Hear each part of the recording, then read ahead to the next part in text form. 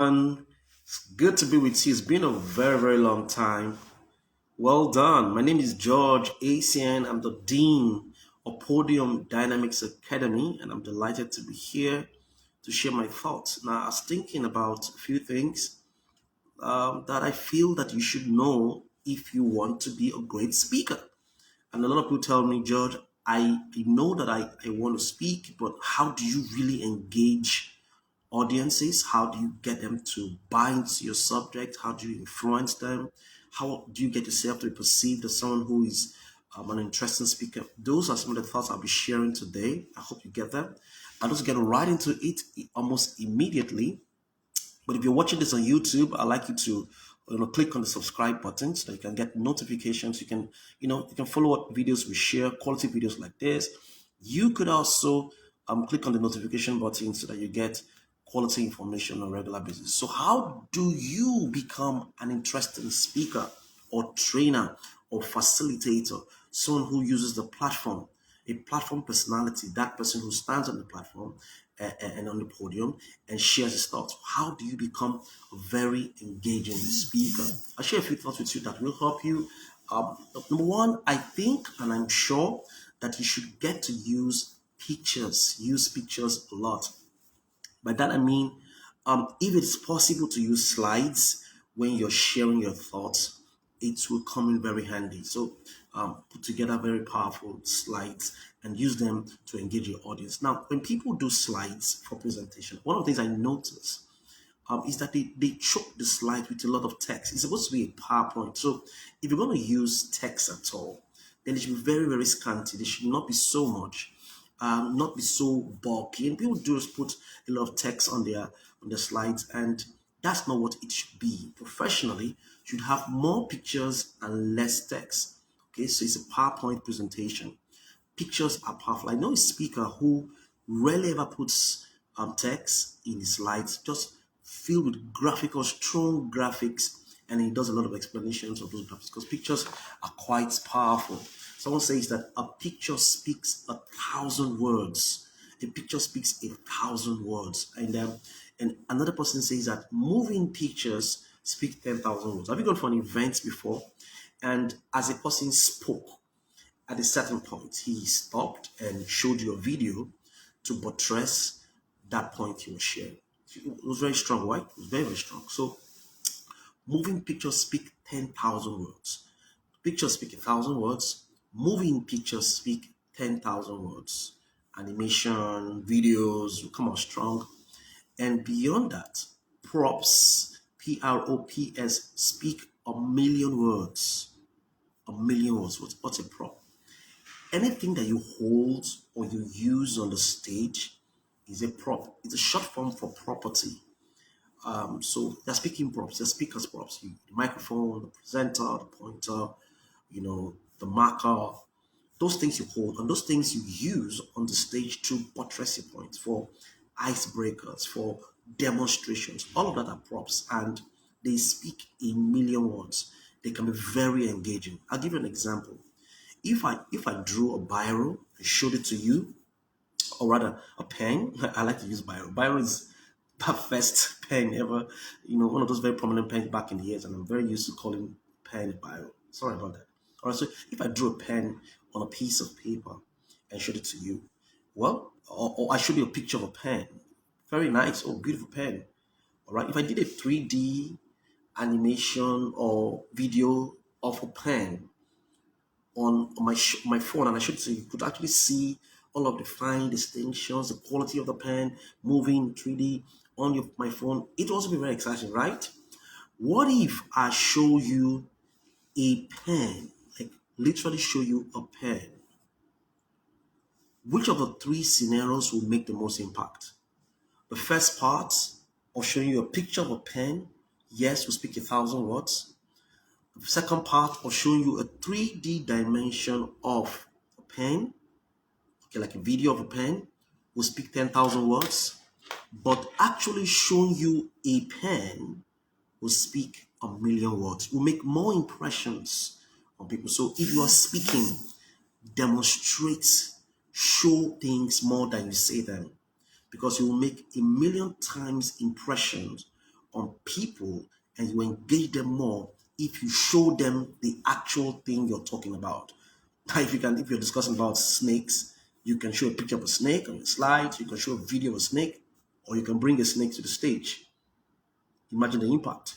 You're discussing about a particular kind of phone, maybe an iPhone 12. You can actually show them a picture of an iPhone on the slides or on the video display. You can also show them a 3D video of how that phone works, or you can actually bring the phone in your hands and show it to them, and you're good to go. So pictures are quite powerful. I have these pictures I share with people on a regular basis when I go for events, and I tell them, look at the picture and tell me, what do you see? And don't just tell me what you see. Tell me what do you interpret? Because you see, what we see is different from how we interpret things. We all see things, but we don't interpret things the same way. And interestingly, we see things the way we are, not the way things really are. So we don't see things as they should be. We see things the way we are. So what I want to encourage you to do is use more pictures and more props in your presentation. You will become a more interesting person when you do so. Okay, so let's go to the second point. How to become an interesting speaker? I think that you should, you know, garnish and pepper and spice your presentation with facts and figures. Don't be too opinionated. Don't be someone who just shares his own thoughts without thinking about the thoughts of others. Reference people, share quotes. Quotes are quite powerful. In fact, one of the things that you do when you share quotes, quotes from people, is that it gives people the impression you've done your job well. And by the way, when you're making a quote or giving a quote, make sure that you quote the person verbatim. So that, because when you don't do so, you're actually misquoting the person. When you don't do so, you're actually misquoting the person. So quote the person verbatim. All right, quote the person verbatim. And sometimes when you mention a quote of someone and we don't know the person, and the audience don't know the person, I think that's not smart. I think you should do a bit of description of the person you're quoting, all right, and then make sure that you quote the person verbatim. Don't paraphrase or infer. That will be actually being not being fair to the speaker, because you can take the quote out of context if you paraphrase any quote. So quotes make you very interesting, and you want to pepper and give bites to your presentation when you add quotes. But what will make you more engaging are interesting facts and figures. You want to be able to share some very quality facts and figures that people will be like, whoa, where did you get that from? Where did you get that information from? So I'm going to give out some websites that will help you as a speaker to get interesting facts and interesting figures. Number one, you want to check out list25.com. List25.com is list.com. List2 and 5.com will give you 25 things to do this, 25 things to do that, 25 things. So that website will help you to get quality facts and figures on different subject matters in all walks of life. So that when you are speaking, people consider you as a very interesting speaker because you're sharing facts and figures. You can also go to facts.net, facts.net, also give you very, very powerful information you can use for your presentation. You can go to thefactsite.com, thefactsite, thefactsite.com will also give you some very interesting facts that you can use. I love this particular website, brandwatch.com, brandwatch, brandwatch.com will also help you to become a get information and become a very interesting speaker, because a lot of things about powerful brands. Then, of course, if you're using GoTV or DSTV or any of the satellite TVs that have National Geographic, you can get quite some information from there to garnish to make yourself very interesting. I think their website is nationalgeographic.com. Nationalgeographic.com. All right. There's also another place you can get some facts and figures. Basic Knowledge 101. Basic Knowledge basic knowledge 101, BASICKNOWLEDGE 101.com will also help you. Also, fact slides, FACTSLIDES.com will also give you interesting facts and figures. All right. Have you ever heard of the term savant? Savant spelled SAVANTS. Have you heard the term before? Now, I use this term to say that, look, guys, the world is filled with very interesting people, and there are certain sets of persons called savants. Savant syndrome is a rare condition in which someone with significant mental disabilities demonstrates certain abilities far beyond the average. And it's said that 1 out of every 1 million people in the world are savants. So if you count 1 million persons, 1 person is a savant. However, only 50 savants have been identified, and most of them are men. I hear that 16 of them are women. Savants are people who could be autistic, who could suffer from Down syndrome, or who look like imbeciles, but they have this unusual ability. They may not look like someone who is very. Now, savant is spelled SAVANTS, not servants, okay, like someone who is serving somebody. Savant is another term for people who don't look like or who have autism, or but they have this unusual way. They can do incredible things. They look like imbeciles, but they can do massive things. An example is a guy who is called Orlando Sorrell. Orlando Sorrell is what we call an acquired savant. An acquired savant, what does that mean? He was playing baseball, baseball, American baseball, and somebody threw a ball on his head, a baseball on his head. And the baseball can be very hard, not like cricket. All right, so he fell, was taken to the hospital. When he recovered from that ailment, he could remember great things, like he could perform great calendrical calculations. He had the ability to recall the weather from way back. He could remember everything that happened from when he was 3 years old, every single thing, the clothes he wore, the food he ate, everything. It seemed that though a part of his brain was activated when the ball hit him.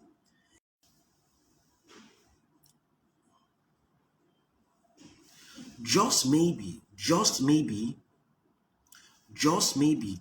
humans have an ability in them that's unusual. Now, I got that story from List 25 about someone. I was really excited and I did my further research. I went to Google, I went to YouTube to search about it, and I was really excited about it. I also heard about a guy called Rudiger Gam. He could speak backwards fluently and can handle complex calculation without using a calculator. Well, I also got to know about Stephen Wiltshire. Stephen Wiltshire can draw complicated landscape after only seeing it for an instant, and has been called the human camera. He can look at a complex landscape in New York City, and in very short period of time, he will quickly, come up with something, design that all of a sudden, and give it to you in a few seconds. His eye will call the human camera. He could capture stuff. He suffers from autism, I think, but he has this unusual ability, and it's been called a savant. So I got to learn about these guys by checking out a place called List 25. And I also discovered in list25.com and some other, I think it was National Geographic, there is a place in the world where people don't sink. The Dead Sea is a place where people don't sink. Can you imagine that? So people, you can lie down, and I saw a lot of graphical pictures. You could go check them on the internet. Graphical pictures where people don't sink, right? You could see people could just literally float on water without sinking. How about that? No fish, very highly concentrated space. You could put raw egg in the water for 5 minutes and it cooks. It's an amazing place. So because the thing is, why do you want to put in a lot of interesting facts when you speak? It's because people will forget what you said, but they will not forget how you made them feel. People will forget what you said, but you don't forget how you made them feel. Your goal is not just to give them a hearing experience. Your goal is to give them moments, to give them experience, that experience. And that's what being an interesting speaker is all about. Number two, or number three, talking about the third way to become an interesting person. For those of you following, we talked about the power of pictures, still pictures, moving pictures, and props are very engaging. Chief of which is the prop. If you use a prop, you engage the audience more. We talk now about interesting facts and figures, including quotes. Gives you the perception of is someone who is prepared. And now, very importantly, how do you become an interesting speaker? You've got to find your voice. Now that's metaphoric. What do I mean by find your voice? I mean that if you want to be very engaging, find your voice and be inspired by others, but you want to find your voice, your own voice. You can sing other people's song, but you want to sing your song. You can tell other people's story, but you want to tell your own story. To find your voice when you find your voice, you automatically become interesting. People will consider people who have found their voice interesting. So what do I mean by finding your voice? To find your voice means to find your purpose. To find your voice means to find your mission. To find your voice means to find your assignment. To find your voice means to find your essence. To find your voice means to find your dream. To find your voice means to find your message. That's what it means to find your voice. The moment you find your voice, you become a force. The moment you find your voice, you attract your force. The moment you find your voice, you become interesting, you become persuasive, you become engaging. Now, Jesus did said some beautiful things in the Bible. I'm a Christian, so permit me to reference something he said a few in the scriptures. He said, my sheep hear my voice and they follow me. So when people hear your voice, your own voice, when you found it and they hear your voice, your people will follow you. And that, in ancient Palestine, when shepherds were going with their herd or their flock, they would all go together. And then, of course, they go to graze. As a graze, like we have herdsmen now in Nigeria, they go to a particular field, and all of them will have their cattle or their sheep just grazing. And then when it is time to leave, when someone wants to leave, one of the members of the shepherd wants to leave, he will stand up and it will make a certain sound, like whatever sound it might be. He could be hitting a stick, but he will say something, do something with his voice, and his own sheep will stand up, will literally get up and stop what they're doing and follow him, leaving behind other sheep. So that's what Jesus used to say. He said, my sheep hear my voice and they follow me. So your people will hear your voice. When you find your message, when you find your voice, your own people will follow you. When you find your voice, you are no more someone who becomes envious of anybody. When you see anyone who is envious or jealous, that person has not discovered his voice, has not found his own identity. So envy is only as a result of lack of identity, or discovery of your identity, or discovery of your essence, discovery of your assignment. When you have found your assignment, there's so much passion, so much energy, you have no time to look around. But you see, there are different kinds of people when it comes to finding your voice. We have people who are whisperers. They are so driven with fear, they are suffering from glossophobia. They are afraid to say anything, and if they speak at all, they whisper. They literally whisper. There are another set of persons. What they do is that they echo. They echo. What does echo mean? They echo what their pastor said, echo what their brother said, echo what their mama said. They never have their own voice. They don't say their own things. Everything they just repeat back to back. They just say the exact same thing that others are saying. They are called echoes. And there are still others called noisemakers. They just keep shouting and screaming. They're looking for attention, but they're really not saying anything particular. They're noisemakers. And then we have another set of persons called the harmonizers. The harmonizers are people who literally blend. They blend with the crowd. They will not say exactly what you're saying, but they will share the philosophy you're saying. They don't have their own core message. And the last set of persons that we have are called the soloists. The soloists are people who have found their voice. They will tell you, give me the microphone. They'll tell me, I have a song to sing. They'll tell you, I have a message. I have something to share. They are called soloists. Isn't that exciting? So we have whisperers, we have echoes, we have noisemakers, we have harmonizers, we have soloists. So who are you? Have you found your voice? Because when you want to become interesting, when you want to become an engaging speaker, then you have to find your voice. So that leads us to the next point on how to find your voice. The power of pictures, the first point.